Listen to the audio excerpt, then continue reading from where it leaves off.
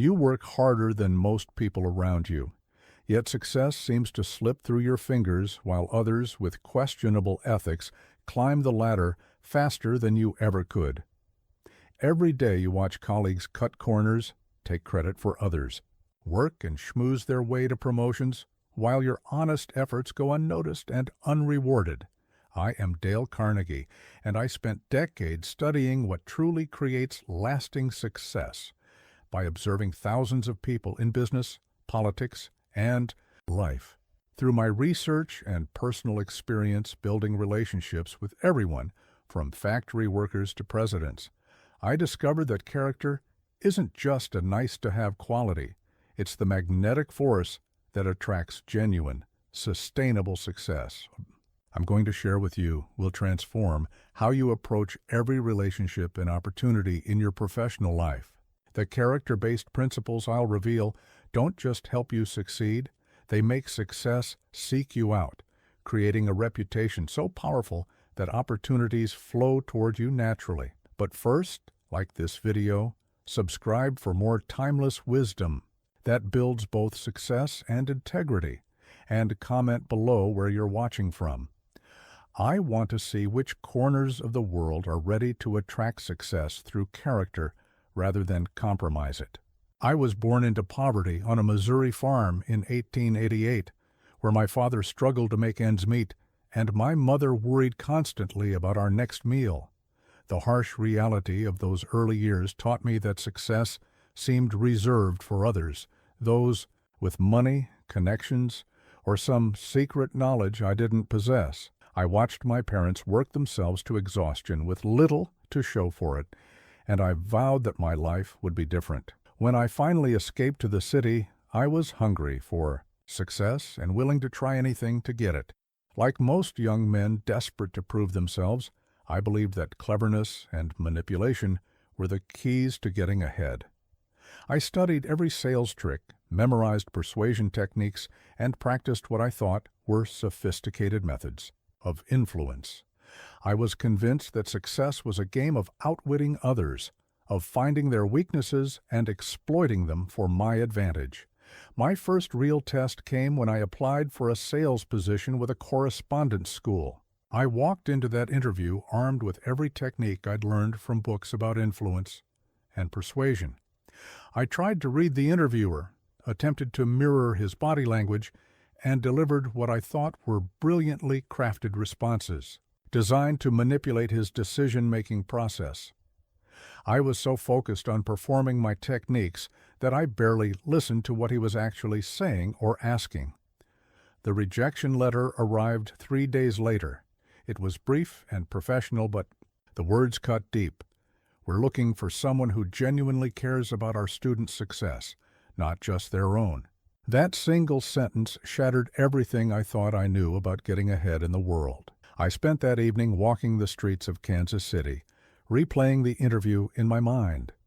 For the first time, I began to see myself as the interviewer. Must have seen me, a young man so focused on his own agenda that he couldn't possibly serve anyone else's needs. I had been so busy trying to manipulate him that I had failed to demonstrate any genuine interest in the company, the students, or even the work itself. That night marked the beginning of a complete transformation in my understanding of success. I realized that all my clever techniques and manipulative strategies had actually worked against me. Instead of creating connection, they had created distance. Instead of building trust, they had raised suspicion. I had been trying to take success rather than attract it, and the difference was profound. The next morning, I made a decision that would change the entire trajectory of my life.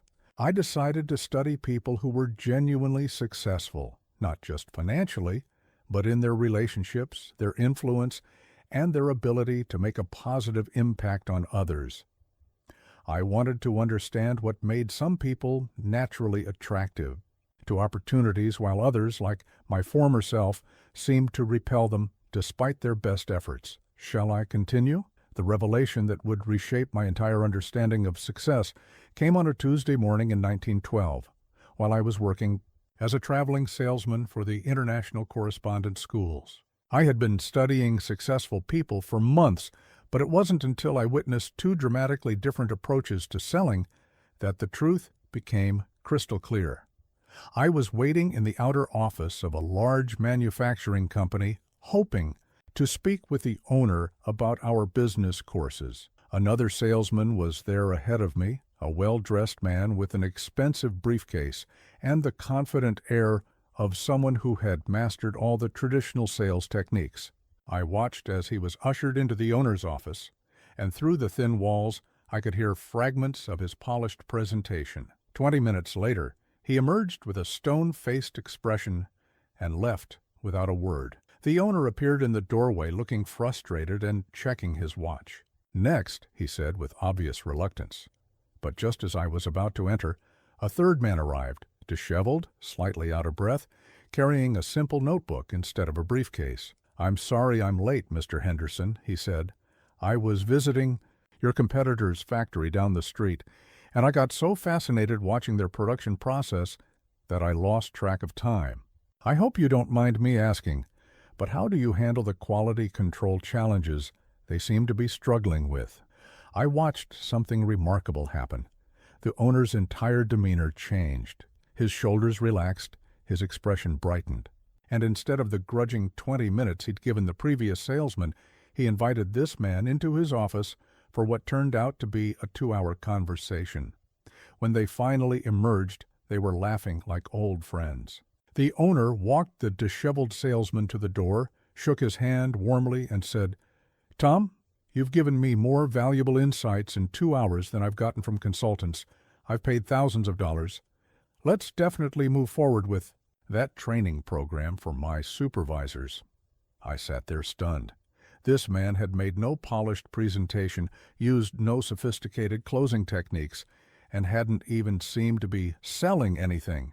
Yet he had achieved what the first salesman, with all his professional polish, had completely failed to accomplish. That evening I wrote in my journal, "Today I discovered that character is like a magnet. It doesn't push or pull or manipulate. It simply attracts.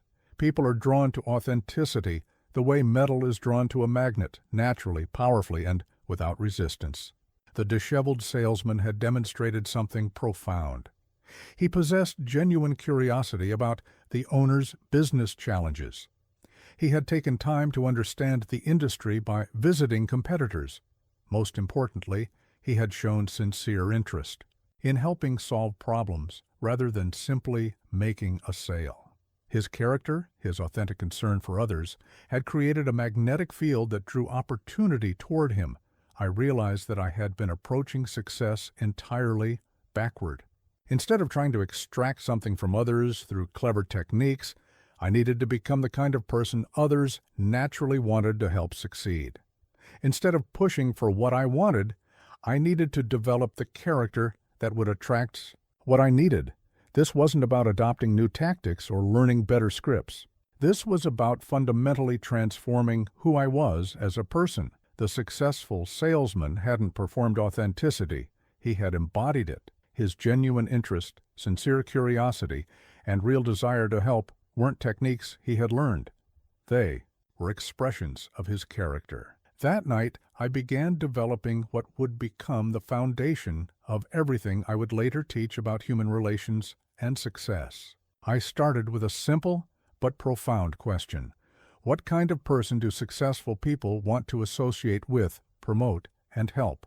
The answer became clear through observation and experience. They want to associate with people of character, individuals who are genuinely interested in others, who can be trusted, who add value to every interaction, and who make others feel better about themselves. From that moment forward, I dedicated myself not just to studying success, but to developing the character that attracts it. Shall I continue? After my revelation about character as a magnet, I began observing people with fresh eyes, particularly focusing on those who seemed to effortlessly attract opportunities and build strong relationships. What I discovered was both simple and revolutionary. The most successful people possessed an almost childlike curiosity about others that was completely genuine. I remember meeting a railroad executive named James Morrison during my travels. Unlike other executives I'd encountered who seemed perpetually focused on their own agendas, Morrison had a remarkable ability to make every person he met feel like the most interesting individual in the room. I watched him spend 20 minutes with a janitor asking detailed questions about the man's work, his family, and his ideas for improving efficiency. The janitor's face lit up as he shared his insights, and Morrison listened with the same intensity he might give to a board presentation. Later, I learned that many of Morrison's best operational improvements had come from ideas suggested by frontline workers who felt comfortable approaching him. His genuine interest in others had created an informal network of advisors throughout his organization.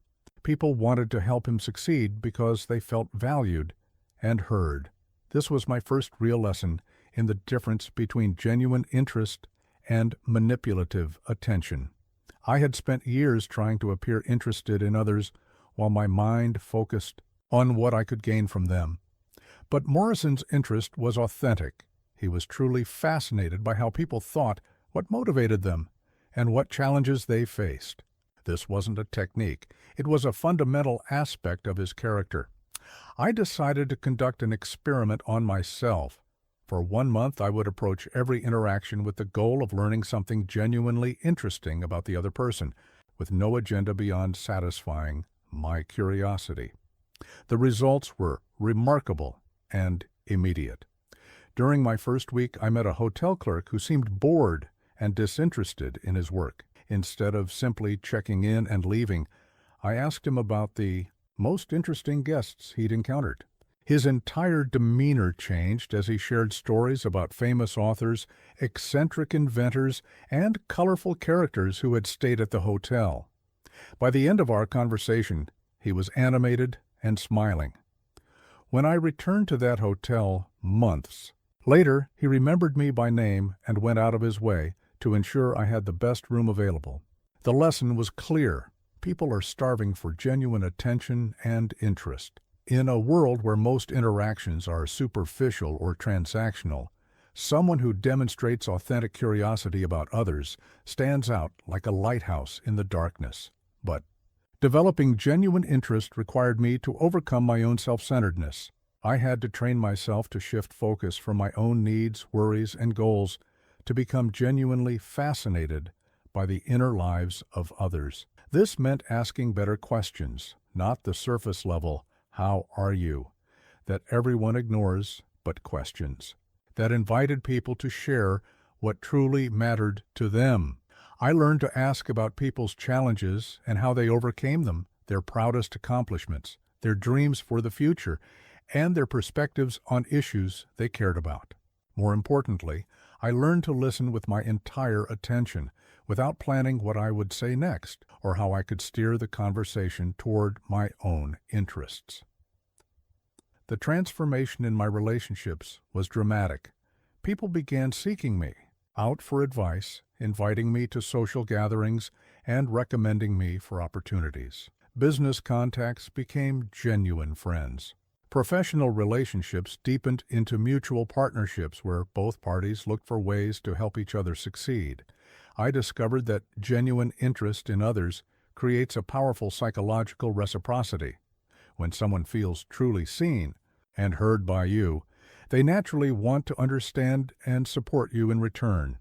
But this only works when the interest is authentic, not when it's performed as a technique to manipulate outcomes. The key insight I gained was that interesting people are interested people.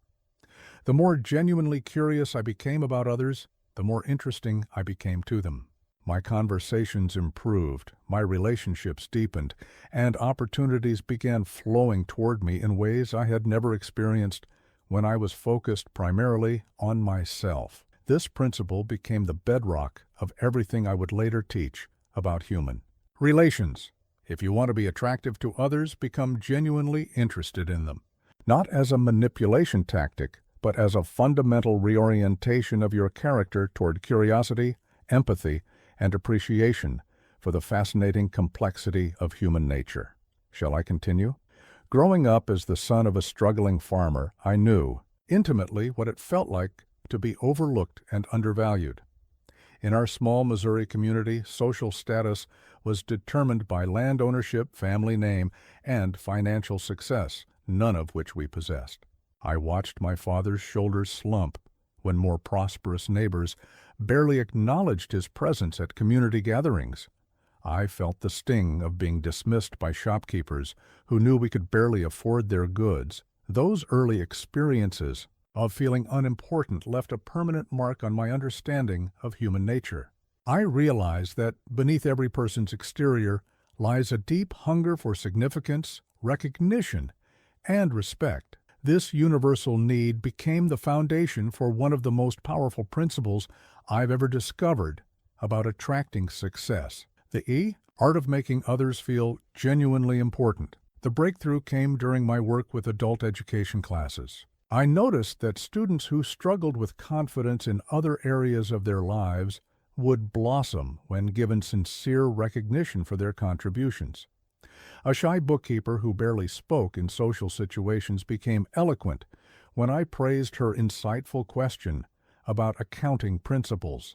A factory worker who felt invisible at his job stood taller after I acknowledged his practical wisdom about machinery maintenance. But the most profound lesson came from an unexpected source. I was teaching a public speaking course when a janitor named William entered the classroom during a break. He was there to empty the wastebaskets, but I noticed him listening intently to our discussion about memory techniques. Instead of ignoring him or asking him to return later, I invited him to share any memory methods he used in his work. William's face lit up as he described the elaborate mental system he developed to remember the specific cleaning requirements for over 200 different rooms in the building. His method was more sophisticated than anything I'd read in psychology texts. I asked him to demonstrate, and his explanation was so clear and practical that the entire class took notes. The transformation in William was remarkable.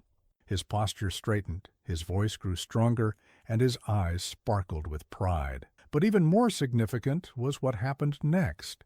Word spread about William's expertise, and within months he was promoted to building supervisor. The recognition of his intelligence and capability had unlocked potential that years of being overlooked had kept hidden. This experience taught me that making others feel important isn't about empty flattery or false praise.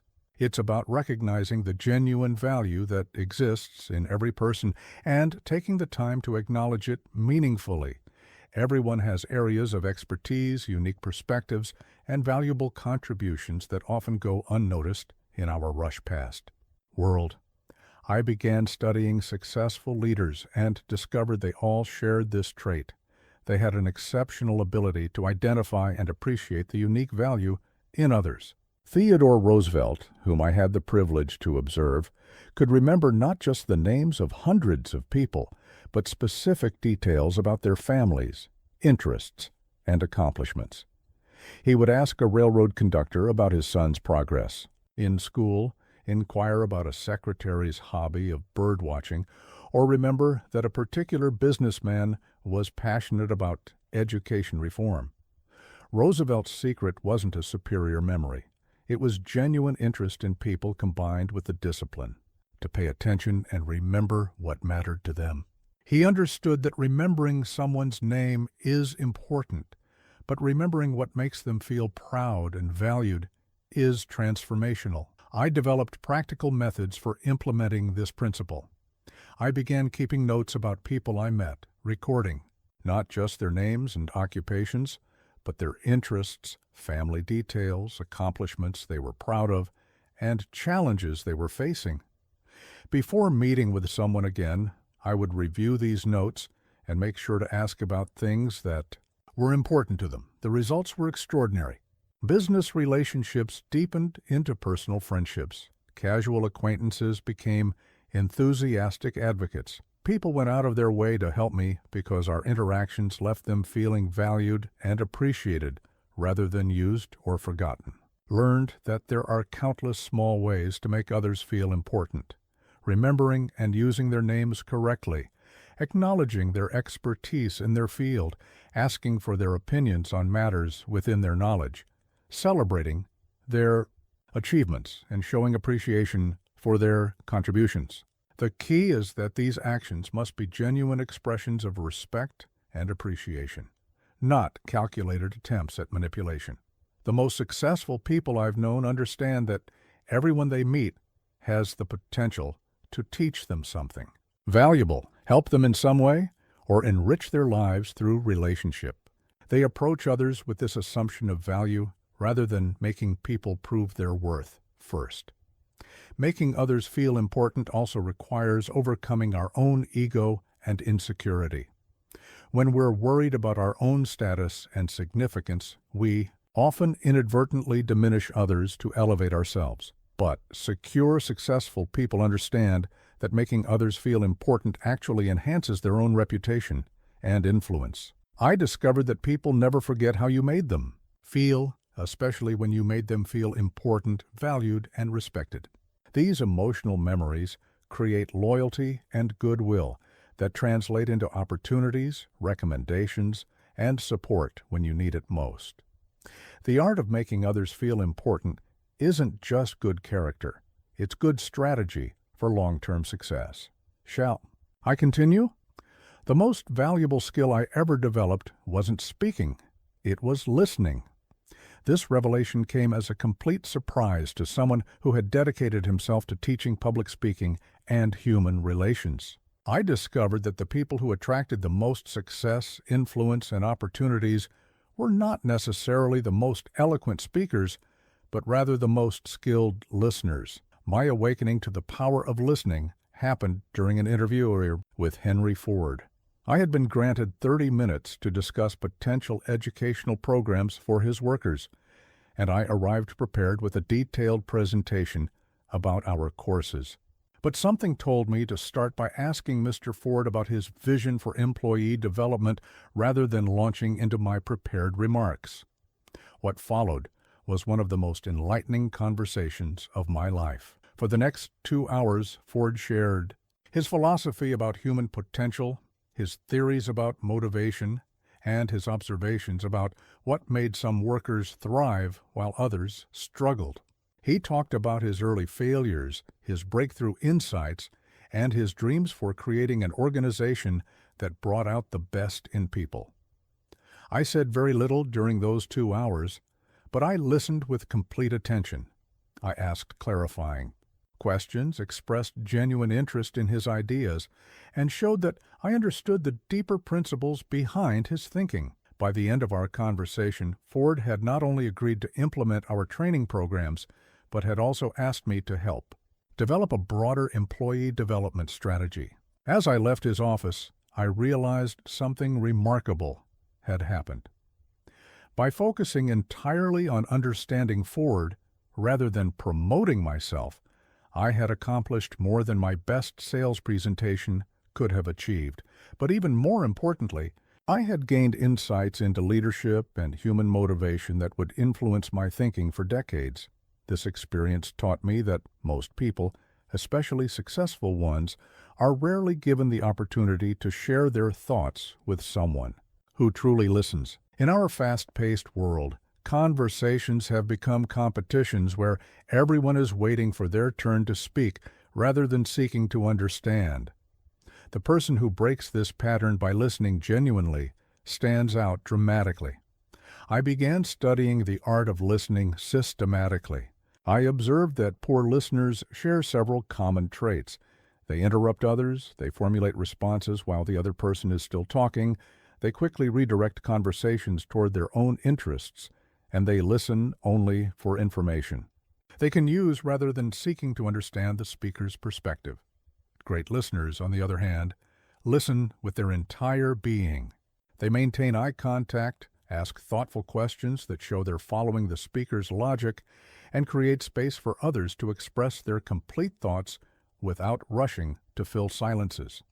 Most importantly, they listen not just to the words being spoken, but to the emotions, motivations, and deeper meanings behind those words. I developed what I called listening with empathy, the ability to understand not just what someone is saying, but how they feel about what they're saying and why it matters to them. This deeper level of listening creates profound connections because it makes people feel truly understood, perhaps for the first time in a long while. The business benefits of skilled listening became apparent quickly. When I listened carefully to potential clients, I learned about their real needs, concerns, and decision-making criteria. This information allowed me to tailor my offerings precisely to their requirements rather than delivering generic presentations. My success rate improved dramatically because I was solving actual problems rather than trying to convince people they needed what I was selling, but the benefits extended far beyond business transactions. Listening made me more interesting to others because I learned fascinating things about their experiences, perspectives, and expertise. I discovered that everyone has unique insights shaped by their background and experiences. The factory worker understood efficiency in ways the engineer didn't. The secretary knew office dynamics that the manager missed. The customer had product insights that the designer needed to hear. I learned to ask questions that invited deeper sharing. What's been the most challenging aspect of that project? How did you develop that approach? What would you do differently if you had to start over? These questions demonstrated that I valued their expertise and wanted to learn from their experience. Listening also revealed opportunities that talking alone never could. By understanding people's challenges, goals, and frustrations, I could identify ways to help them that weren't immediately obvious. Often, the solutions came not from my own expertise, but from connecting them with other people I had listened to, who faced similar challenges. The most profound discovery was that listening is an act of respect that people rarely receive. In a world where everyone wants to be heard, the person who truly listens stands out as someone special. People seek out good listeners for advice, friendship, and partnership because they feel valued and understood in those relationships. I realized that talking is about transmitting information, but listening is about building relationships. And since all success is ultimately built on relationships with customers, colleagues, partners, and mentors, listening became the foundation skill that made everything else possible. The irony wasn't lost on me. The man who became famous for teaching others how to speak effectively discovered that listening was the more powerful skill for attracting success and influence. Shall I continue? The fear of appearing weak or incompetent drove most of my early professional behavior. Like many ambitious young people, I believed that admitting mistakes would damage my reputation and hurt my chances for advancement. I thought successful people were those who never made errors, or at least never admitted to them publicly. This belief nearly destroyed my credibility in 1923, until a crisis forced me to discover the counterintuitive power of intellectual humility. I had been contracted to develop a training program for a large manufacturing company. In my eagerness to impress the executives, I promised results that I wasn't certain I could deliver. When the initial results fell short of my ambitious projections, my instinct was to make excuses, blame external factors, and deflect responsibility. I spent weeks crafting explanations about why the shortfall wasn't really my fault, but as I prepared to deliver these excuses to the company president, something stopped me. I realized that my elaborate explanations would only damage my credibility. Further, the executives weren't stupid. They could see through my defensive maneuvering. More importantly, I recognized that my energy was going toward protecting my ego rather than solving the actual problem. I made a decision that terrified me at the time, but transformed my approach to professional relationships forever. I walked into the meeting and began with these words: "Gentlemen, I made significant errors in planning this program, and I take full responsibility for the disappointing results. I overestimated what we could accomplish in the initial phase and underestimated the challenges specific to your industry. I was so eager to impress you that I promised more than I could deliver." The room fell silent, and I was certain I had just ended my relationship with this important client. But then something remarkable happened. The tension in the room dissipated. The president leaned forward and said, "Dale, we appreciate your honesty. Now, what do you recommend we do to fix this?" That conversation led to a complete restructuring of the program based on a more realistic assessment of what was possible. The revised approach was more successful than my original plan could have been. But even more importantly, my relationship with the executives deepened from a vendor-client transaction to a trusted partnership. They began asking for my advice on issues beyond the training program because they saw me as someone who would give them straight answers rather than tell them what they wanted to hear. This experience taught me that admitting mistakes, when done correctly, actually enhances rather than diminishes credibility. But the key phrase is "when done correctly." Simply confessing errors isn't enough. You must take complete responsibility, avoid making excuses, and focus immediately on solutions. I began studying how the most respected leaders handled their mistakes. Abraham Lincoln openly acknowledged his errors in judgment during the Civil War and used those admissions to build stronger relationships with his generals and cabinet members. Thomas Edison famously reframed his failures as learning experiences, saying he had discovered thousands of ways that didn't work. These leaders understood that intellectual humility was a strength, not a weakness. The reason admitting mistakes enhances credibility is that it demonstrates several character traits that people value highly: honesty, self-awareness, and the courage to be vulnerable. When someone admits an error quickly and completely, it actually increases trust because it shows they have the integrity to tell the truth even when it's uncomfortable. I developed what I called the immediate admission principle. When I made a mistake, I acknowledged it as quickly as possible, before others had time to point it out or before the situation could worsen. This approach prevented small errors from becoming large problems and showed others that I could be trusted to communicate honestly about difficulties. The business benefits were substantial. Clients appreciated working with someone who wouldn't waste their time with cover-ups or excuses. Colleagues trusted me more because they knew I would admit when I was wrong rather than persisting in error to protect my ego. My reputation for honesty attracted opportunities because people wanted to work with someone who would give them accurate information, even when it wasn't favorable. I also discovered that admitting mistakes quickly often led to better solutions. When I wasn't spending energy on defensive explanations, I could focus entirely on problem solving. When I involved others in addressing my errors, they often contributed ideas and resources that led to better outcomes than if I had succeeded with my original plan. Perhaps most importantly, I learned that everyone makes mistakes, but not everyone has the character to admit them gracefully. The people who acknowledge their errors honestly stand out in a world full of excuse makers and blame shifters. This honesty becomes a competitive advantage because it demonstrates the kind of character that others want to associate with and support. The practice of admitting mistakes also freed me from the exhausting burden of trying to appear perfect. When I accepted that errors were inevitable and that my reputation would be built on how I handled them rather than on avoiding them entirely, my stress decreased and my confidence actually increased. I could take bigger risks and pursue more ambitious goals because I wasn't paralyzed by the fear of making mistakes. Admitting mistakes became a cornerstone of the character that attracted success to my life. It demonstrated integrity, built trust, improved relationships, and created the foundation for honest communication that made everything else possible. Shall I continue? My early career was marked by a terrible habit that nearly destroyed several important relationships. I had an irrepressible need to prove others wrong.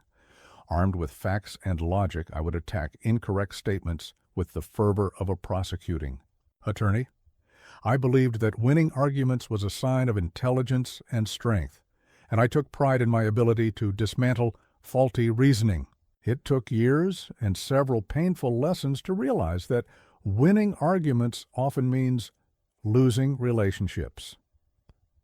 The most sobering lesson came during a business partnership negotiation that should have been straightforward. My potential partner made several statements about market conditions that I knew to be inaccurate. Instead of finding a diplomatic way to address these misconceptions, I systematically demolished his arguments with data and statistics. I proved beyond doubt that his assumptions were wrong. I won the argument completely and lost the partnership entirely. He walked away from our meeting feeling embarrassed, defensive, and resentful. Even though I was factually correct, my approach had made him feel foolish and attacked. No amount of potential profit was worth working with someone who had humiliated him publicly. That lost opportunity forced me to examine my approach to disagreement. I realized that my need to be right had become more important than my need to be effective. I was treating every conversation like a debate to be won, rather than a relationship to be built or a problem to be solved collaboratively. I began studying how successful diplomats and negotiators handle disagreements. I observed that the most effective persuaders rarely engaged in direct confrontation.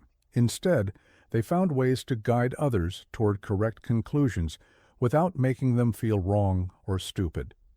They understood that people's egos are often more important to them than facts, and that preserving dignity was essential to maintaining relationships. Benjamin Franklin became my model for this approach. In his autobiography, he described how he had overcome his own tendency to argue by developing what he called the method of questioning. Instead of directly contradicting others, Franklin would ask sincere questions that led them to examine their own positions. He would say things like, "I may be mistaken, but it seems to me that," or "Have you considered the possibility that?" This approach allowed others to change their minds without losing face. I developed my own version of Franklin's method. When someone made a statement I disagreed with, instead of attacking it directly, I would ask questions that invited them to think more deeply about their position. That's an interesting perspective. What led you to that conclusion? Or, help me understand your reasoning on that point. Often, the person would recognize the flaws in their logic through this gentle questioning process, without me having to point out their errors directly. This approach required swallowing my ego and focusing on outcomes rather than personal vindication. The goal became reaching the best solution or understanding, not proving who was smarter or better informed. I learned to phrase disagreements as explorations rather than contradictions. Let me share another way to look at this issue instead of "you're wrong about that." The transformation in my relationships was dramatic. People began seeking my input on difficult decisions because they knew I wouldn't make them feel foolish for their initial thoughts. Business discussions became collaborative problem-solving sessions rather than adversarial debates. My reputation shifted from smart but difficult to wise and helpful. I discovered that avoiding arguments didn't mean avoiding disagreement. It meant handling disagreement in ways that preserved relationships while still addressing important issues. Sometimes this meant choosing not to correct minor errors that didn't affect outcomes. Other times it meant finding private opportunities to share corrective information rather than contradicting someone in front of others. The key insight was understanding the difference between being right and being effective. Being right means having accurate information.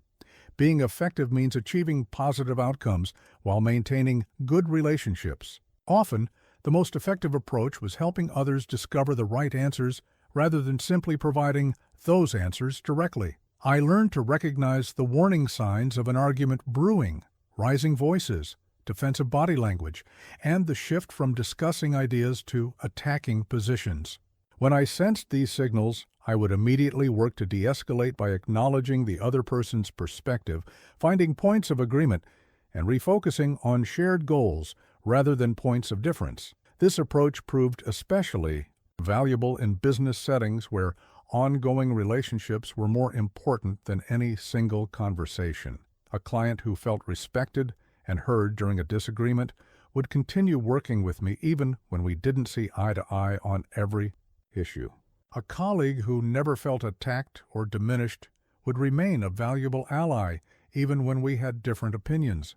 Perhaps most importantly, I discovered that avoiding arguments actually made me more persuasive, not less. When people felt safe, expressing their thoughts without fear of attack, they were more open to considering alternative viewpoints. When I approached disagreements with curiosity rather than certainty, others were more willing to examine their positions honestly. The practice of avoiding arguments became one of the most practical character traits I developed.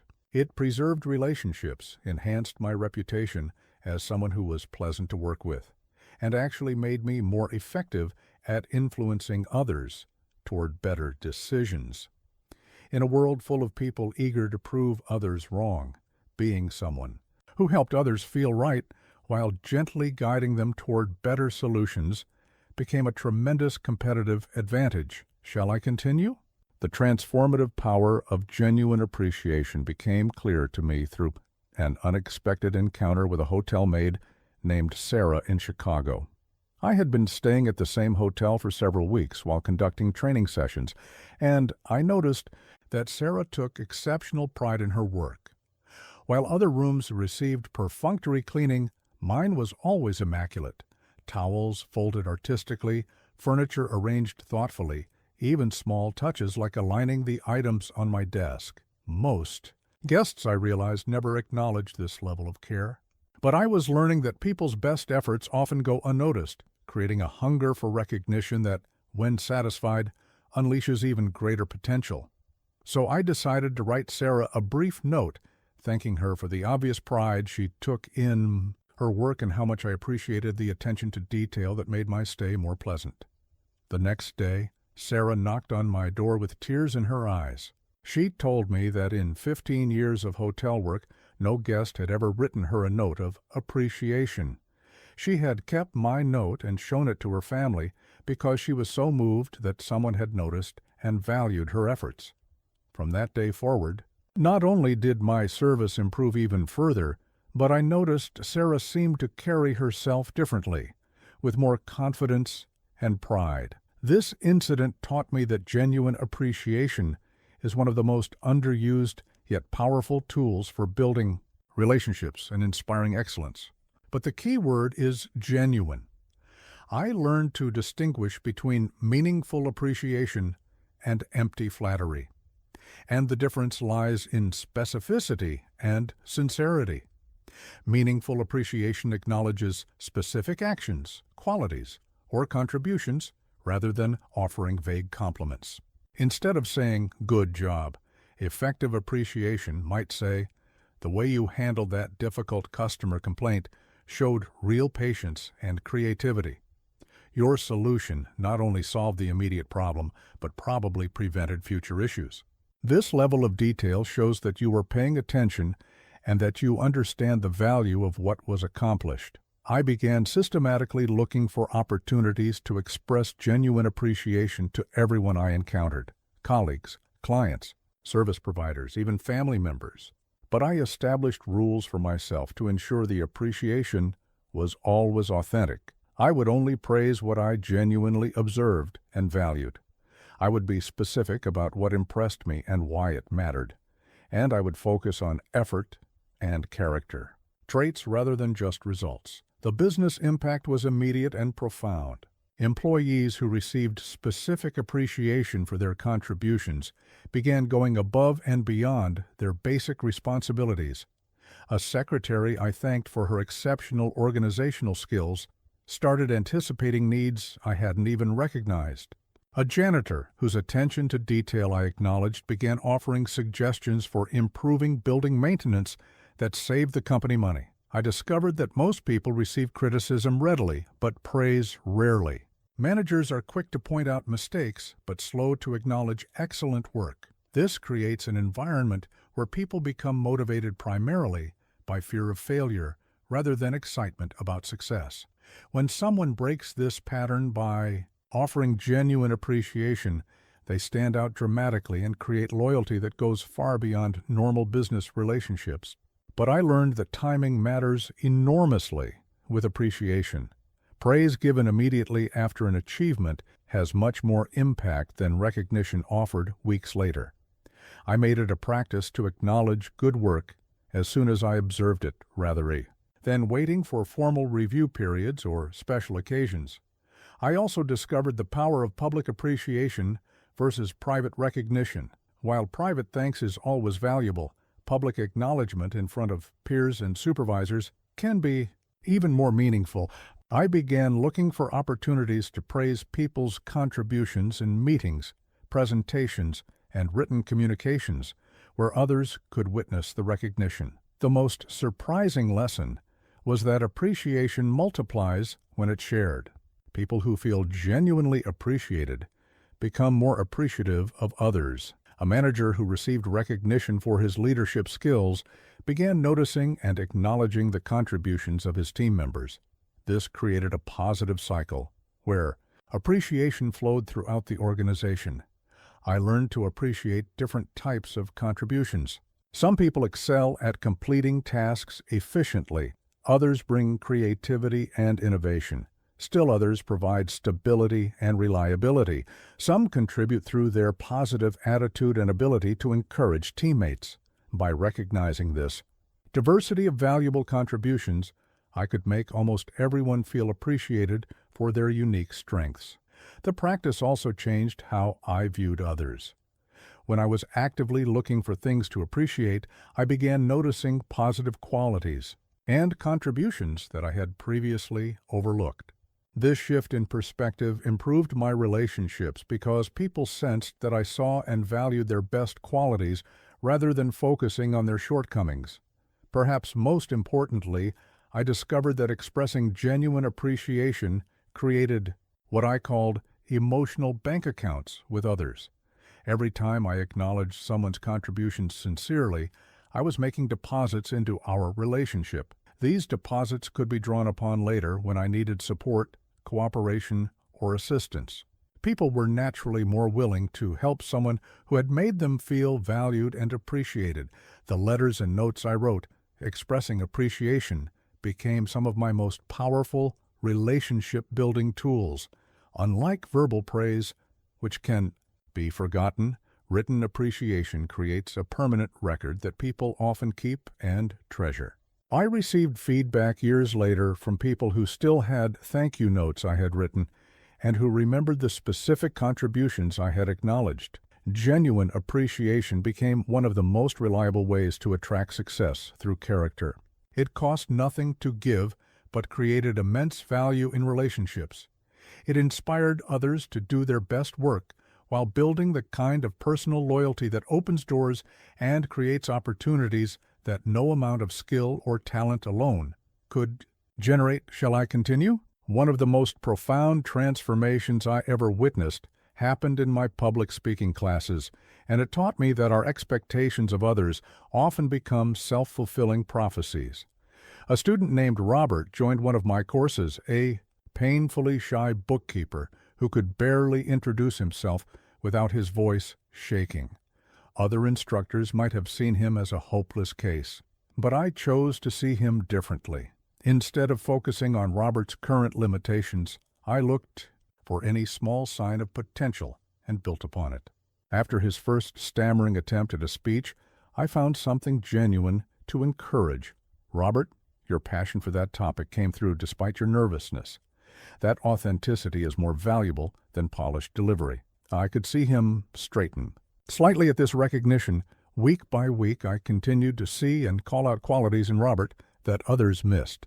I praised his thoughtful preparation, his sincerity, his improvement in maintaining eye contact. Most importantly, I consistently communicated my belief that he had the potential to become an effective speaker. I would say things like, "When you develop your natural storytelling ability further," or "As your confidence grows to match your knowledge." The transformation was remarkable. Within 3 months, Robert was giving presentations with confidence and clarity that amazed everyone, including himself. But the real breakthrough came when I asked him what had made the difference. His answer changed my understanding of leadership forever. "Mr. Carnegie, you were the first person who ever acted like you expected me to succeed. Everyone else, including myself, expected me to fail. This experience taught me that people tend to live up to or down to the expectations that others hold for them. When we expect little from someone, we unconsciously communicate that through our words, body language, and the opportunities we offer them. But when we genuinely believe in someone's potential and communicate that belief consistently, we often unlock capabilities that even they didn't know they possessed. I began studying this phenomenon and discovered it operating everywhere. Children performed better for teachers who expected them to succeed. Employees exceeded their goals when managers expressed confidence in their abilities. Even customers responded more positively to salespeople who approached them with genuine expectation of mutual benefit, rather than desperation or skepticism.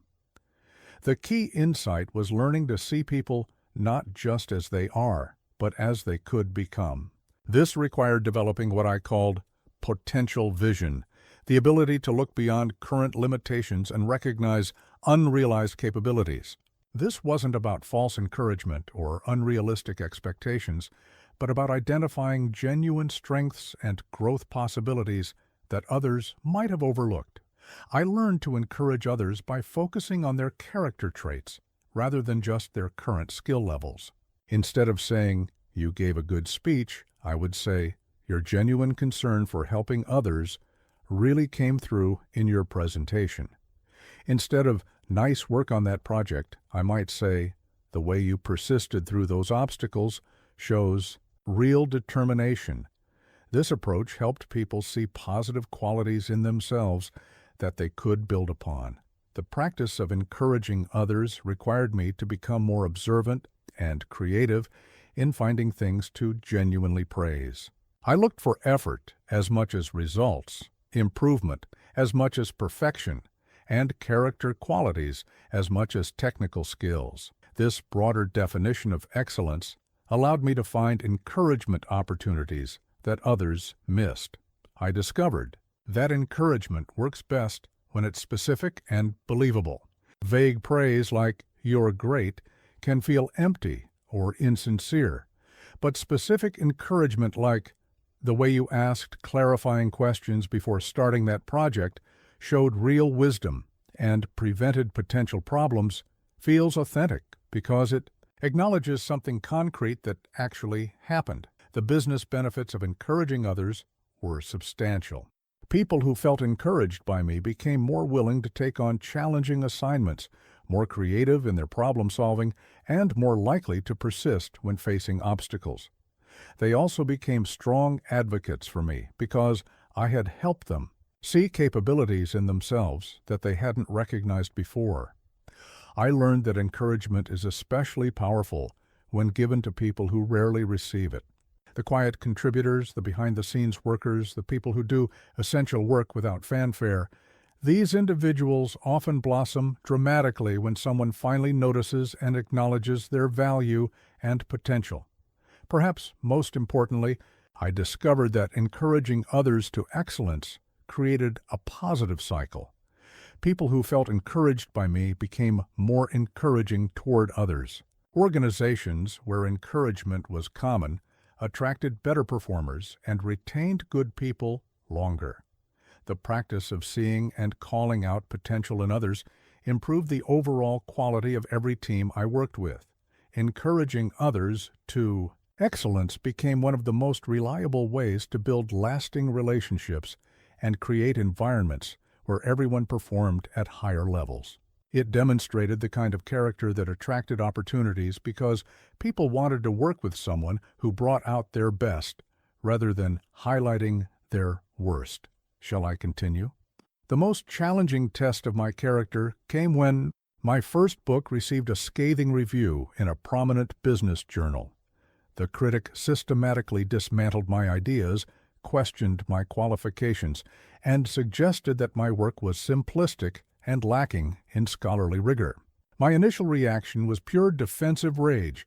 I wanted to write a rebuttal, defend my credentials, and attack the reviewer's competence. But as I sat with that angry letter half-written, I realized I was at a crossroads that would define my character and my future success. I could respond with defensiveness and potentially damage my reputation further, or I could use this criticism as fuel for improvement. The choice I made in that moment changed not only how I handled criticism, but how others perceived my character. Instead of defending myself, I wrote a thoughtful letter to the reviewer, thanking him for his detailed feedback and asking for specific suggestions about how I could improve my work. I acknowledged the validity of several of his points and explained how I planned to address them in future writing. The response I received surprised us both. He wrote back with genuine respect for my willingness to accept criticism constructively and offered to review my future work before publication. This experience taught me that how we handle criticism reveals more about our character than how we handle praise. Anyone can accept compliments gracefully, but it takes genuine strength and security to receive harsh feedback without becoming defensive or retaliatory. The people I most admired in business and life shared this trait. They could hear difficult truths about themselves and use that information to improve rather than allowing it to wound their egos. I began studying how successful people handled criticism and discovered common patterns. They listened completely before responding. They separated valid points from personal attacks. They thanked critics for their feedback, regardless of how it was delivered, and they focused on what they could learn rather than what they could dispute. The transformation in how others perceived me was immediate. When people saw that I could accept criticism without becoming defensive, they became more willing to give me honest feedback. Colleagues began sharing observations that helped me improve my presentations. Clients felt comfortable pointing out problems early rather than letting them fester. This openness to criticism actually improved my work and strengthened my relationships. Learn to distinguish between constructive criticism and destructive attacks. Constructive criticism, even when harsh, focuses on specific behaviors or results and often includes suggestions for improvement. Destructive attacks target character or competence without offering pathways for growth. While both can sting, only constructive criticism deserves serious consideration and response. The practice of accepting criticism gracefully required developing emotional regulation skills.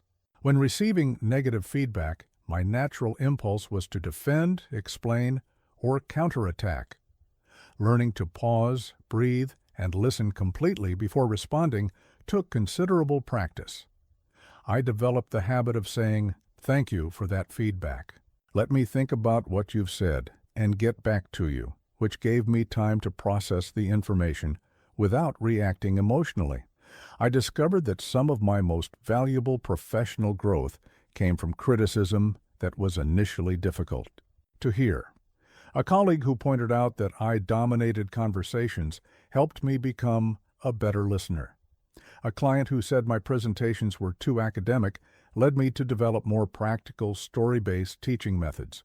A student who told me I seemed impatient with slower learners helped me become more empathetic and effective as an instructor. The business benefits of handling criticism well were substantial. Clients trusted me more because they knew I wouldn't become defensive when they raised concerns. Team members felt safer bringing up problems early rather than waiting until they became crises. My reputation as someone who could receive feedback professionally made people more willing to work with me on challenging projects. I learned that responding to criticism gracefully often transformed critics into advocates. When someone expects you to become defensive, and you instead thank them for their input and demonstrate that you're taking it seriously, they often become some of your strongest supporters. They appreciate being heard and respected, even when their message was difficult to deliver. Perhaps most importantly, I discovered that the ability to handle criticism with grace created a competitive advantage. In a world where most people become defensive when challenged, being someone who could receive difficult feedback professionally made me stand out as mature, secure, and focused on improvement rather than ego protection. The practice of accepting criticism constructively became one of the most valuable character traits I developed. It accelerated my learning, strengthened my relationships, and demonstrated the kind of emotional maturity that attracted opportunities and respect. People wanted to work with someone who could handle the inevitable challenges and feedback that come with any significant endeavor. Shall I continue? In 1920, I faced a choice that would define my entire approach to success. I had been offered two opportunities: a quick money scheme that promised immediate profits, but required compromising my principles about truthful advertising, and a longer-term project to develop character-based training programs that might take years to build, but would create lasting value. The easy money was tempting, especially given my modest financial situation, but something deeper told me that true success required patient investment in doing things right. I chose the harder path, and that decision taught me one of the most important lessons about attracting success through character. Shortcuts that compromise your integrity almost always cost more in the long run than they save in the short term. Character-based success takes time to build, but once established, it creates compound returns that far exceed what quick schemes can ever deliver. The temptation of shortcuts was everywhere in my era, just as it is today. I watched colleagues take questionable deals, exaggerate their credentials, and make promises they couldn't keep, all in pursuit of immediate gains. Some achieved quick success, but I noticed that their triumphs were often fleeting when their tactics were exposed or their promises came due. They lost not only their gains but also their reputations and future opportunities. Meanwhile, I focused on building something sustainable. I invested time in truly understanding my clients' needs rather than rushing to make sales. I developed programs based on solid principles rather than trendy gimmicks. I built relationships through consistent value delivery rather than impressive first meetings. The results came slowly at first, but they proved remarkably durable. This patient approach required developing what I called long-term thinking in a short-term world. While others focused on quarterly results, I planned in decades. While they optimized for immediate transactions, I optimized for lifetime relationships. While they measured success by quick wins, I measured it by sustainable impact and growing reputation. The business benefits of patience became clear over time. Clients who had worked with me for years became my strongest referral sources because they had experienced consistent value delivery. The relationships I had invested time in nurturing opened doors that no amount of aggressive networking could have accessed. The reputation I had built through patient integrity attracted opportunities that sought me out, rather than requiring me to chase them. I learned that patience in character building is like patience in investing. The compound returns are where the real value lies. Each act of integrity, each instance of putting others' interests first, each moment of choosing the right path over the easy path builds upon previous choices to create a reputation that becomes increasingly valuable over time. But patience doesn't mean passivity. I remained actively engaged in building my skills, expanding my knowledge, and serving my clients better. The difference was that I wasn't willing to compromise my principles for temporary advantages. I was patient with results while being diligent with efforts. The most challenging aspect of patient character building was watching others achieve short-term success through methods I wouldn't use. There were moments when I questioned whether my approach was too slow or too idealistic, but I consistently observed that sustainable success, the kind that provides security, respect, and genuine satisfaction, came to those who were willing to build it properly rather than quickly. I discovered that patience itself becomes a competitive advantage.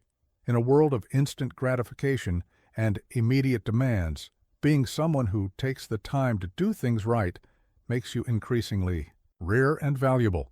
Clients began choosing me specifically because they knew I wouldn't rush important work or cut corners to meet unrealistic deadlines. The practice of patience also improved the quality of my decision-making. When I wasn't under pressure to achieve immediate results, I could evaluate opportunities more carefully, considering long-term implications rather than just short-term benefits. This led to better choices that aligned with my values and goals. Perhaps most importantly, I learned that patience in character building creates authenticity that others can sense immediately. When your success is built on genuine principles, rather than quick tactics, it shows in how you carry yourself, how you treat others, and how you approach challenges. This authenticity becomes magnetic to people who are looking for trustworthy partners and advisors. The patience principle became fundamental to everything I taught about attracting success through character. It required faith that doing the right thing consistently would eventually create better results than doing the expedient thing repeatedly. Time proved this faith justified, as the character-based approach created opportunities and relationships that quick schemes never could have. Shall I continue? The moment that tested my character most severely came in 1927, when I was offered a contract that would have doubled my income overnight. A large corporation wanted me to endorse their employee motivation program, which promised revolutionary results through what they called advanced psychological techniques.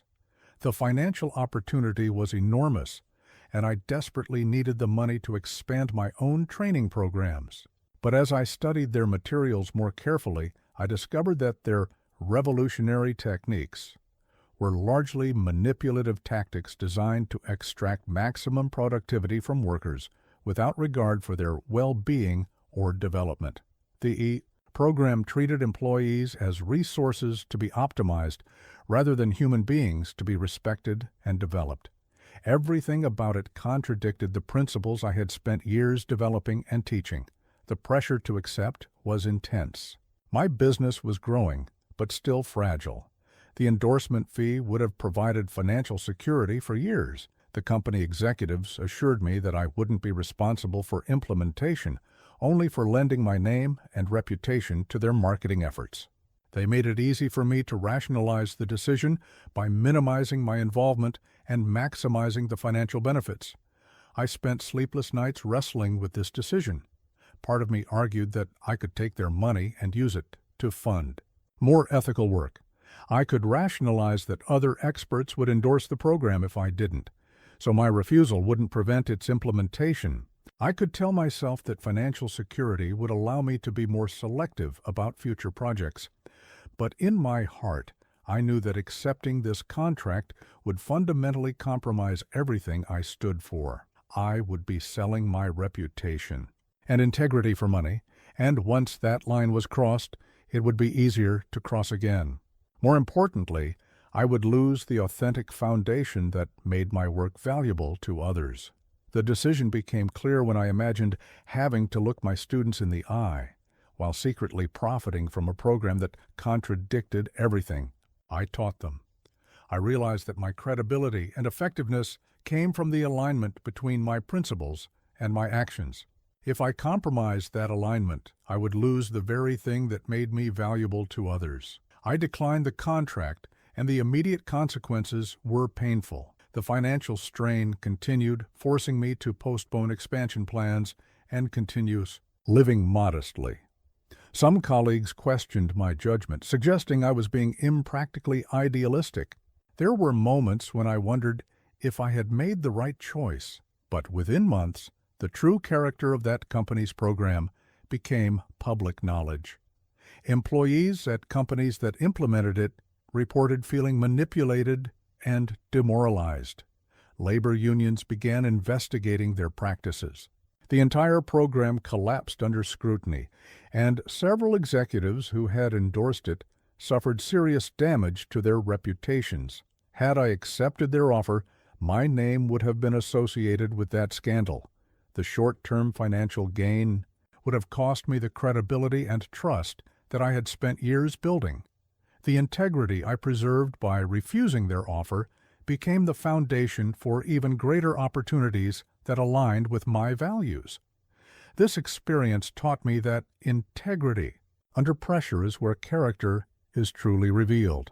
Anyone can maintain high standards when it's easy or convenient, but the moments when doing right means sacrificing immediate benefits, those are the moments that define who you really are and determine what kind of success you'll ultimately attract. I learned that integrity isn't just about avoiding obvious wrongs like theft or fraud. It's about maintaining alignment between your stated values and your actual choices, especially when that alignment is costly. It's about being the same person in private as you are in public and making decisions based on principle rather than convenience. The business benefits of maintaining integrity under pressure became clear over time. Word spread in my industry that I could be trusted to decline lucrative opportunities that didn't align with my principles. This reputation attracted clients who valued working with someone of proven character. They knew that if I was willing to sacrifice financial gain for integrity, I would be trustworthy in my dealings with them. I discovered that maintaining integrity under pressure creates what I called character credit with others. People remember when you chose principle over profit, especially in situations where most people would have chosen differently. This character credit becomes invaluable when you need support, partnerships, or recommendations for opportunities. Perhaps most importantly, I learned that each time you maintain integrity under pressure, you strengthen your character for future tests. The muscles of moral courage grow stronger with exercise. The next time I faced a difficult choice between principle and profit, the decision was easier because I had proven to myself that I could choose integrity even when it cost me. Integrity under pressure became the ultimate test of the character that attracts genuine, sustainable success. It demonstrated that my principles weren't just convenient guidelines, but fundamental commitments that would guide my decisions regardless of circumstances. Shall I continue? The principle that transformed my understanding of success came from an unexpected source, a conversation with a wealthy businessman who had achieved remarkable financial success but felt deeply unfulfilled. He had built a profitable company, accumulated substantial wealth, and gained social recognition, yet he described feeling empty and questioning whether his life had real meaning. His dissatisfaction puzzled me until he revealed the key insight. "Dale, I spent my entire career asking what others could do for me. I never asked what I could do for others." This conversation sparked a fundamental shift in my approach to success. I began studying individuals who had achieved not just financial prosperity, but genuine satisfaction and lasting impact. What I discovered was a counterintuitive principle. The people who attracted the most sustainable success were those who consistently put service to others ahead of service to themselves. I decided to experiment with this principle in my own work. Instead of approaching potential clients with presentations about what I could gain from working with them, I began each conversation by seeking to understand their challenges and exploring how I might help solve them, regardless of whether it led to a contract for me. This shift in focus changed everything about how I conducted business. During one memorable meeting, a company president described a morale problem that was affecting productivity throughout his organization. After listening carefully, I realized that the solution wasn't additional training, it was a communication issue between management and workers that could be addressed through some simple policy changes. I spent an hour helping him develop a plan that would cost his company nothing and wouldn't require my services at all. 6 months later, that same president called to tell me that my suggestions had transformed his workplace culture. But more importantly for my business, he had recommended me to 4 other companies because he knew I was someone who would put his clients' interests ahead of my own profits. Those referrals led to contracts worth far more than the original project would have been. This experience taught me that serving others first isn't just morally right, it's strategically smart. when people know that you genuinely care about their success more than your own immediate gain. They become advocates for your success. They trust you with their most important challenges because they know you'll recommend the best solution, not just the most profitable one for you. I began looking for opportunities to serve others even when there was no obvious benefit to me. I wrote articles sharing insights that competitors could use. I recommended other speakers when my schedule was full or when someone else was better suited for a particular assignment. I provided free advice to small organizations that couldn't afford my services. Each act of service seemed to multiply into unexpected opportunities. The principle of service before self required overcoming my natural tendency toward self-preservation and immediate gratification. When I was struggling financially, it was tempting to take any paying work, regardless of whether it truly served the client's needs. When I was busy, it was easier to refer difficult questions to others rather than taking time to provide helpful answers. But I learned that these moments of choice between self-interest and service were exactly when character was built or compromised. I discovered that serving others effectively required developing genuine competence and value to offer. Service without capability is just good intentions, but service backed by real expertise and commitment to excellence becomes magnetic to opportunities. People seek out individuals who combine the desire to help with the ability to deliver meaningful results. The business benefits of putting service first exceeded anything I could have achieved through self-focused strategies. Clients began calling me for advice even on projects that didn't require my services because they knew I would give them honest guidance. These advisory relationships often led to larger opportunities when they did need outside help.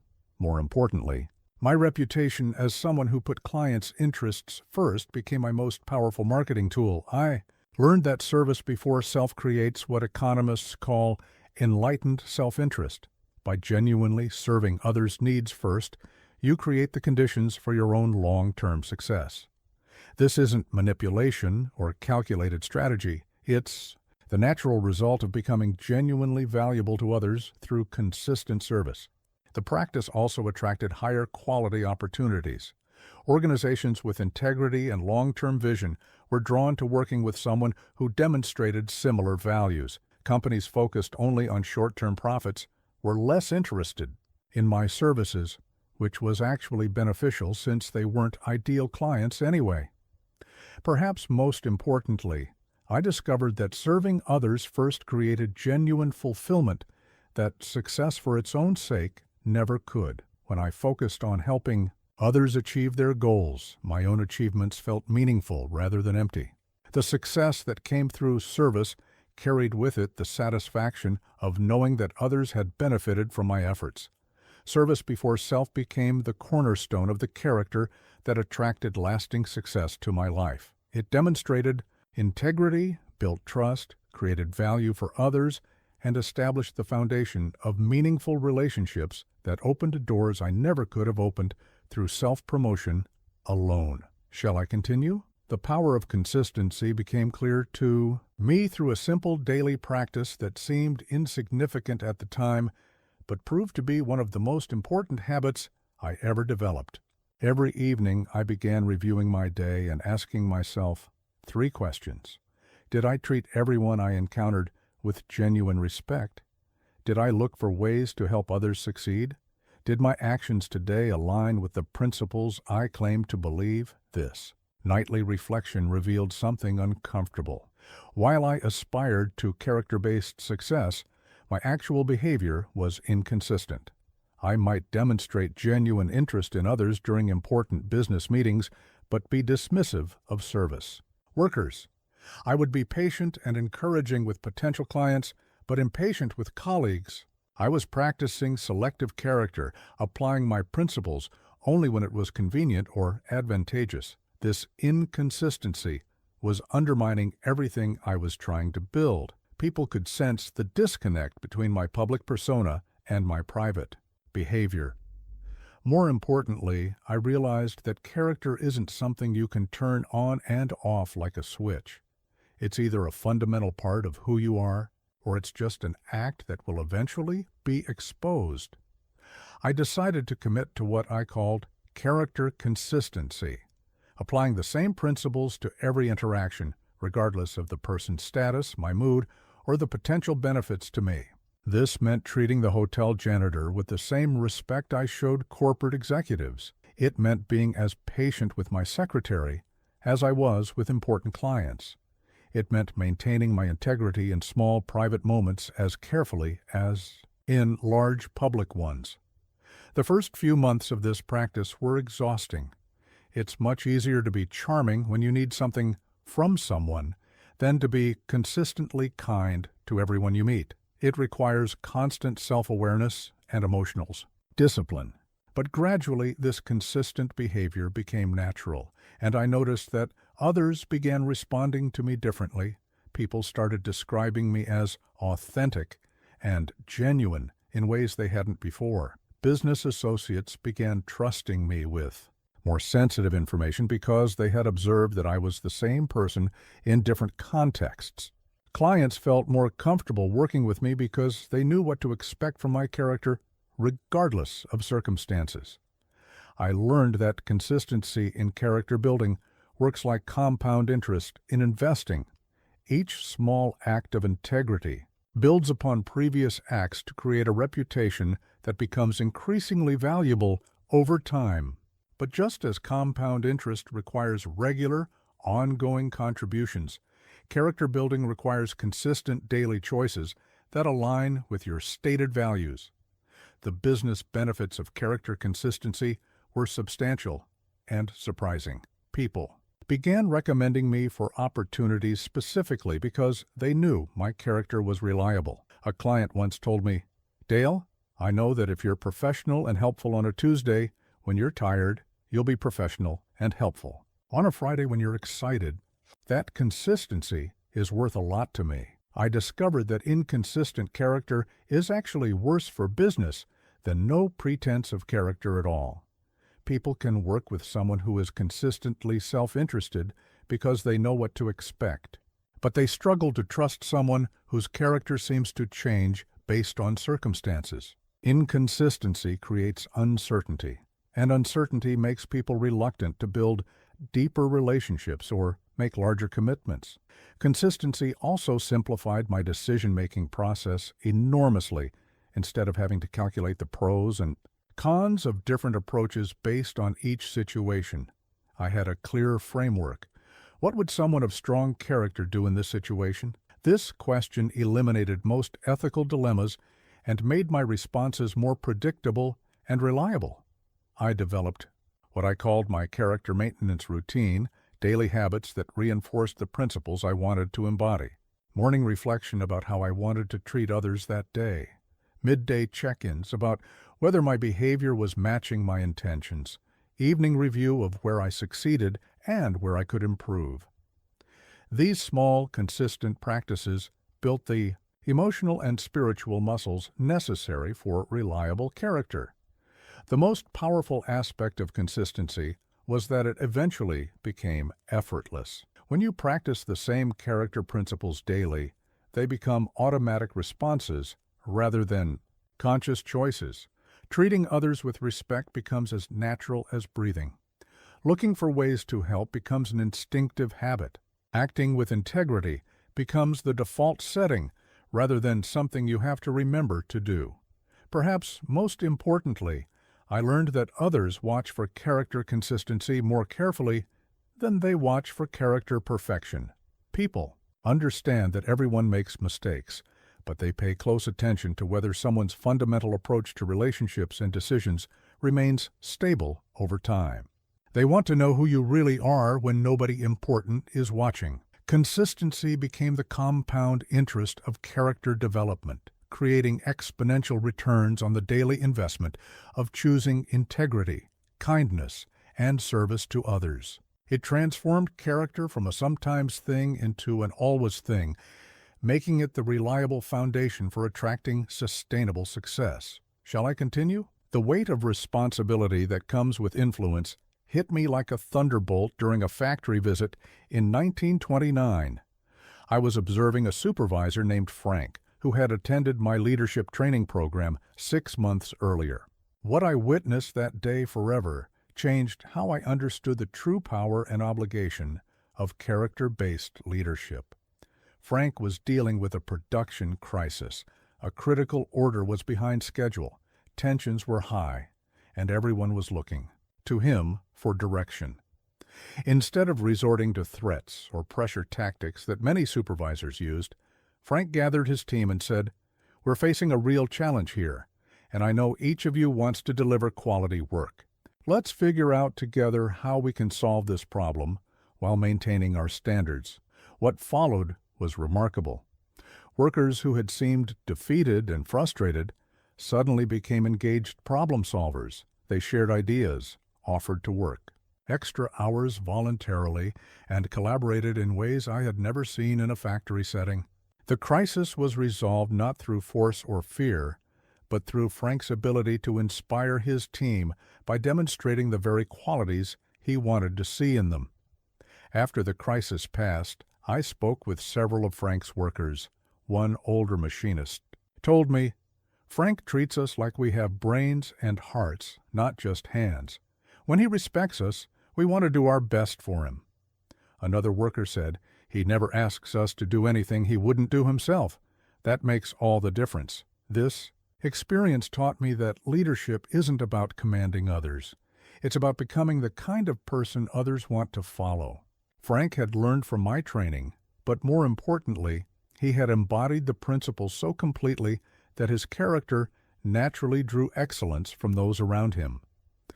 I realized that true leadership through character requires what I call moral courage, the willingness to do what's right even when it's difficult, unpopular, or costly. Frank could have used his authority to force compliance, but he chose to lead through example and inspiration instead. This choice required more courage than taking the easy path of demanding obedience. The concept of leading by example became central to everything I taught about character-based success. I began studying leaders who had built extraordinary loyalty and achieved remarkable results through their character rather than their position. What I found was that these leaders shared several key traits. They held themselves to higher standards than they expected from others. They remained calm and focused under pressure, and they consistently demonstrated the values they wanted to see throughout their organizations. One manufacturing executive I studied had transformed a failing company by implementing what he called leadership by walking around. Instead of managing from his office, he spent hours each day on the factory floor, talking with workers, observing processes, and demonstrating genuine interest in both the work and the people doing it. When problems arose, he rolled up his sleeves and worked alongside his employees to find solutions. This hands-on approach wasn't just good public relations, it was authentic leadership that showed workers their success mattered to him personally. When employees saw their CEO willing to get his hands dirty and face the same challenges they dealt with daily, they responded with levels of commitment and innovation that surprised even him. I learned that leading by example requires absolute authenticity. People can sense immediately when someone is performing leadership behaviors rather than genuinely embodying them. The difference between authentic character-based leadership and mere leadership techniques is that authentic leadership flows naturally from who you are, while techniques require constant effort to maintain. The most profound lesson came from observing how character-based leaders handled failure and setbacks. Instead of blaming others or making excuses, they took responsibility for problems, acknowledged their mistakes openly, and focused immediately on solutions and learning. This response to adversity often strengthened their leadership more than their successes did because it demonstrated the depth of their character under pressure. I developed what I called the leadership mirror principle, the understanding that, as a leader, your behavior is constantly being reflected and multiplied. Throughout your organization, if you demonstrate patience, your team becomes more patient. If you show genuine concern for others, that concern spreads throughout the workplace. If you maintain integrity under pressure, you give others permission to do the same. But this mirror effect also works negatively. Leaders who cut corners find their organizations cutting corners. Leaders who treat people disrespectfully create cultures of disrespect. Leaders who focus only on short-term results often build organizations that sacrifice long-term health for immediate gains. The business benefits of character-based leadership were substantial and measurable. Organizations led by people of strong character typically had lower turnover, higher productivity, better customer relationships, and stronger financial performance over time. But beyond the metrics, these organizations felt different. They had energy, purpose, and a sense of shared mission that was palpable to anyone who spent time there. Perhaps most importantly, I learned that character-based leadership creates what I call leadership legacy, influence that continues long after the leader is gone. The principles, values, and behaviors that character-based leaders model become embedded in the culture and continue to shape decisions and relationships for years or even decades. Leading by example became the ultimate expression of character. In action, using your influence not just to achieve results, but to inspire others to discover and develop their own potential for excellence, integrity, and service to others. Shall I continue?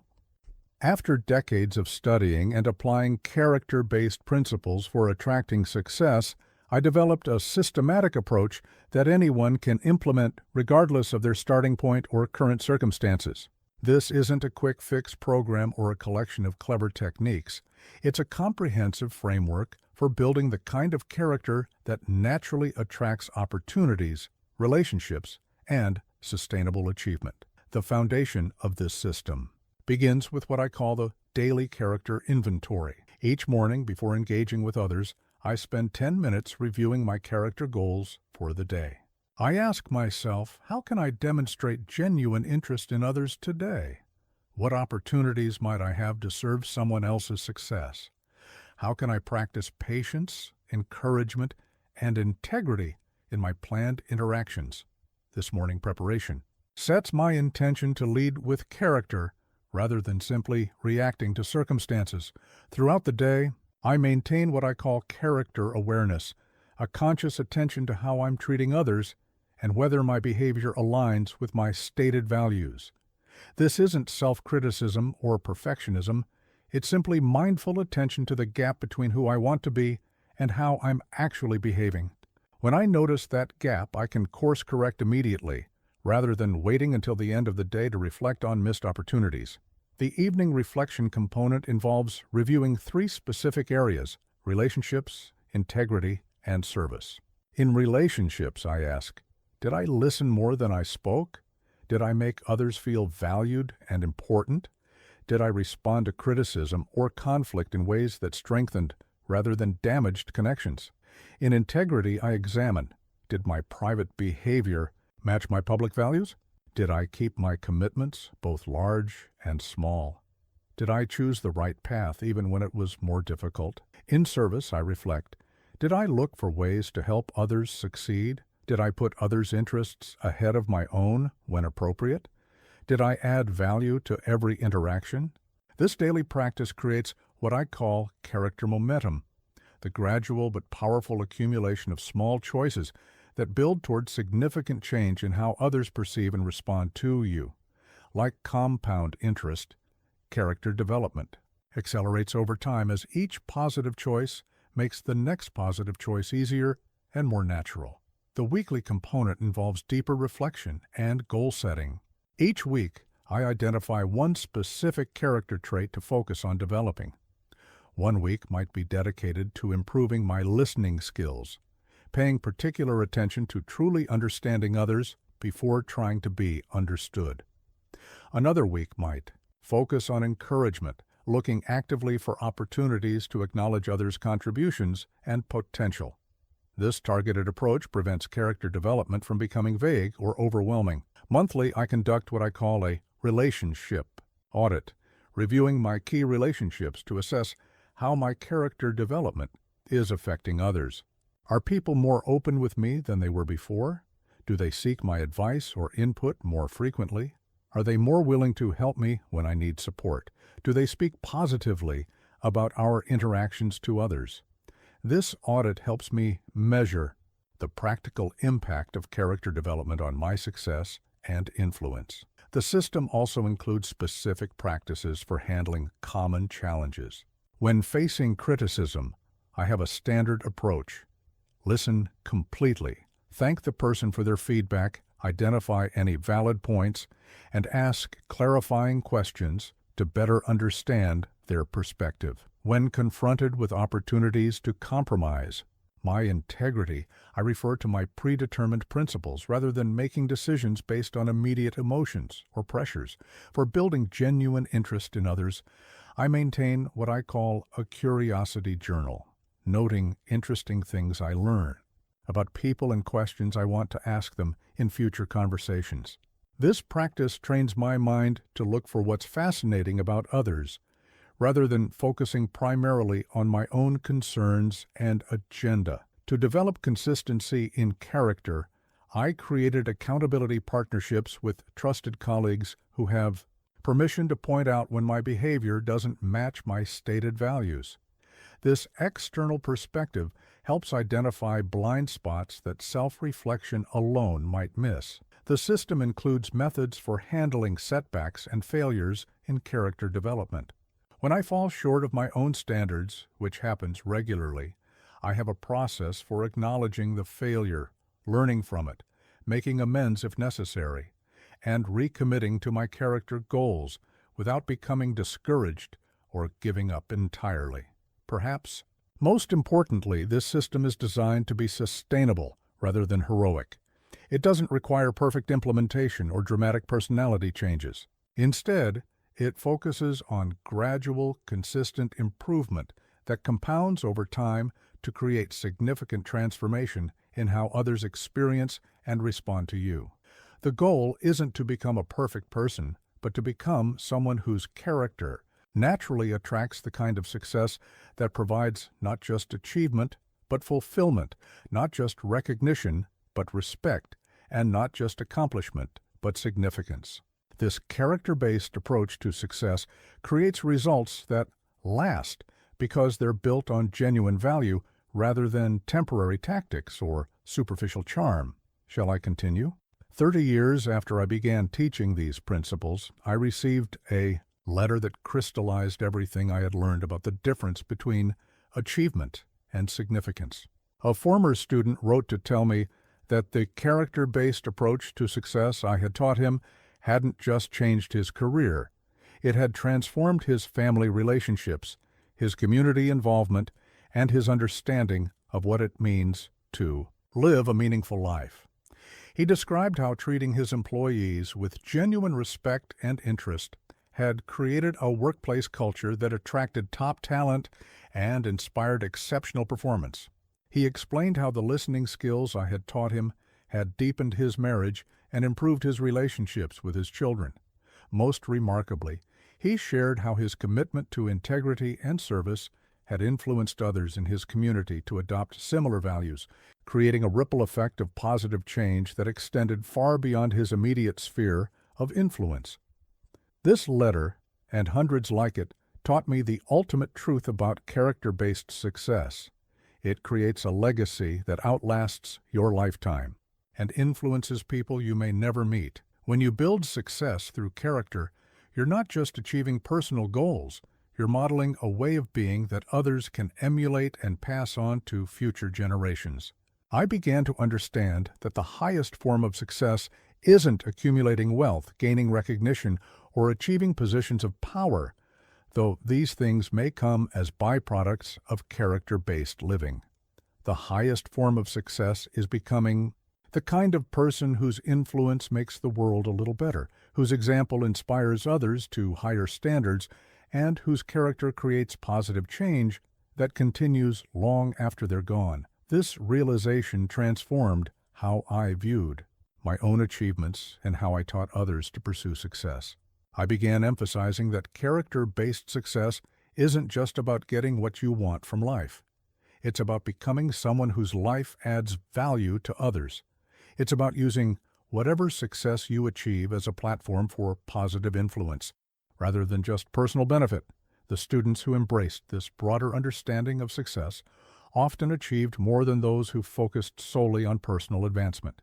When your goal is to make a positive difference in the lives of others, you attract people who want to help you succeed because they recognize that your success benefits them as well. When you use your achievements to lift others up, you create a network of advocates and allies that opens doors you never could have opened alone. I learned that character-based success creates what I call generational impact. The business leader who treats employees with respect and invests in their development doesn't just improve current performance. He models a style of leadership that those employees will take with them throughout their careers. The teacher who encourages students to see their potential doesn't just improve test scores, she shapes how those students view themselves and others for the rest of their lives. Perhaps most importantly, I discovered that character-based success provides a kind of satisfaction that achievement-focused success never can. When you know that your success has made others better, stronger, or more hopeful, you experience a fulfillment that transcends personal accomplishment. You become part of something larger than yourself, a tradition of integrity and service. That connects you to the best examples of human character throughout history. As I reflect on my own journey from a struggling young man desperate for success to someone who has been privileged to influence thousands of lives, I see clearly that the principles I've shared aren't just strategies for getting ahead. They're a way of living that creates meaning, builds relationships, and leaves the world better than you found it. The choice before each person is simple, but profound. Will you pursue success by trying to get what you want from others, or will you attract success by becoming someone others want to help succeed? Will you focus on what you can accumulate or on what you can contribute? Will you measure your achievements by what you've gained or by whom you've served? Character-based success requires more patience, more integrity, and more genuine concern for others than shortcut approaches. But it creates results that last, relationships that endure, and a legacy that extends far beyond your own lifetime. In a world that often seems focused on quick gains and self-interest, choosing the character-based path makes you part of the solution rather than part of the problem.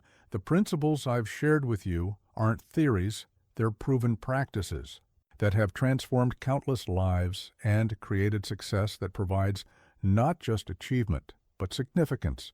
They work because they're based on fundamental truths about human nature and the power of character to attract opportunities, inspire loyalty, and create positive change. Your journey toward character-based success begins with a single decision: the choice to become someone whose success serves others as well as yourself. From that decision flows all the rest: the daily practices, the consistent choices, the patient building of reputation and relationships that eventually create the kind of success that matters most. The world needs more examples of character-based success.